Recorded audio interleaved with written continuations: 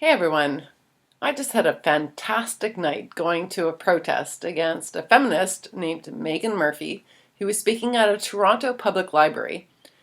Seems like an innocuous place, but Toronto Public Library got protested. There was I saw at least a dozen police officers who were on the scene at the time trying to make sure that she didn't get assaulted and trying to keep the peace. Now, it actually ended up being a protest without any serious incidents that took place. But strangely, the protesters seemed to want that not to be true. At one point at the end of the event, a car was driving away and clearly just, saying, "I'm moving now." And they're going, "Who are you? Who are you?"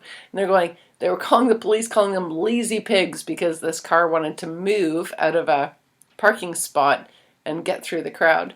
Normal journals. Hey, police, there's a car driving through the crowd over here. You might want to do your job. Do your job, you pigs!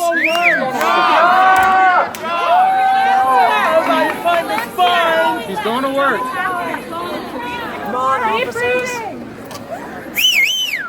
We're going to keep reading while they handle the car. Or someone handles the car, presumably. Yeah! You lazy pigs! I've been beaten up by them. I don't like the police. Fascist! Nazi! Nazi fuckers! Nazis!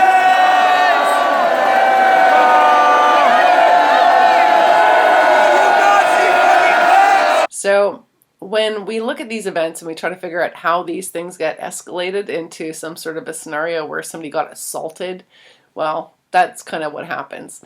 They were looking for some sort of escalation. And to be honest, one of the points that Meghan Murphy made is that it's unfortunate her events are getting a lot of publicity. People should be able to hear her speak. They should be able to hear anybody speak.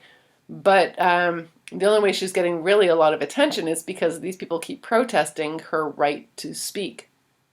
And this is something that I spoke to a protester afterwards, and I'm working on getting that audio recording. He was a lovely gentleman. I want to say he, actually, because he said he was trans. So let's just say they were a lovely person, and we had a really more complex chat than this person expected to have at this particular event. And I think that's one of the points is that we need to actually have very complex conversations about issues around gender. One of the points that I brought up was a question of when a person's old enough to transition, and this person said that they were about 21 when the choice was made. And I was like, that seems reasonable. And Meghan Murphy, in her conversation, in her lecture, said that she doesn't actually have any problem with people presenting in a certain way. But I gotta say, you can start out a chat that way, where people are protesting and so on, and say, well, I don't have a problem with trans people, I just have a problem with. And actually, I'd like to make this point because Murphy focuses specifically on male to female trans people. But what we know from rapid onset gender dysphoria is that a large percent are actually female to male, and these are young women who go into university and they come back out of university thinking they're a man. So a lot of what Murphy has to say, I think there's some legitimate questions to be raised, but she's not addressing this problem, Meghan Murphy, of how many women are saying that they no longer identify as female. And I'd really like to engage her on that topic. So I'm hoping that if we can stop the protests over the simple idea that somebody with male genitalia can't just simply identify as female and get into women's prisons, get into shelters for women and so on, places where they could actually be preying on women, and not to say that they're all doing that, but it's certainly a risk, a factor that needs to be taken seriously. I haven't actually heard Meghan Murphy speak about why so many young women are deciding they're actually men. So I'm hoping that the protests that took place today and the coverage, it seemed the media were quite friendly to the idea of freedom of speech Yay, because that's kind of what keeps our democracy functioning.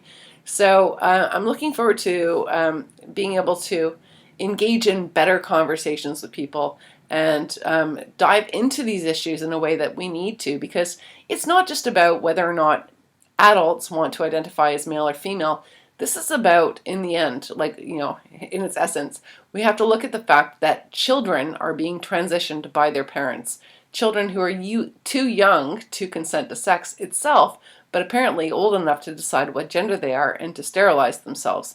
And this is ultimately where, as unlikely as it is, I connect with Meghan Murphy on the importance of dealing with transgender issues and facing certain biological realities.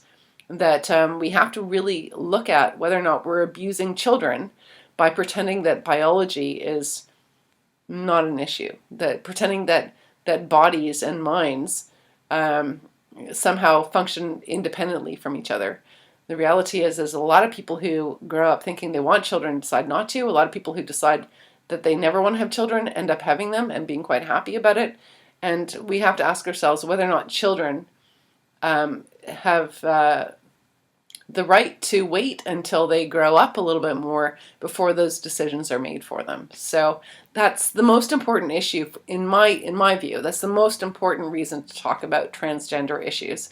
And I'm really happy to see that the Toronto Library withheld against the pressure to shut this talk down. Now, they'll probably be barred from the Pride Parade, but in the end, it's a pretty low cost in terms of upholding democracy and freedom of speech. So well done, Toronto Library. And the mayor, John Tory, should be really freaking embarrassed because he said he was disappointed in the library for letting this talk go on. So boo, boo to the mayor of Toronto, and yay to the library. It used to be that universities were the last bastion of freedom of speech. Apparently now, it's the libraries.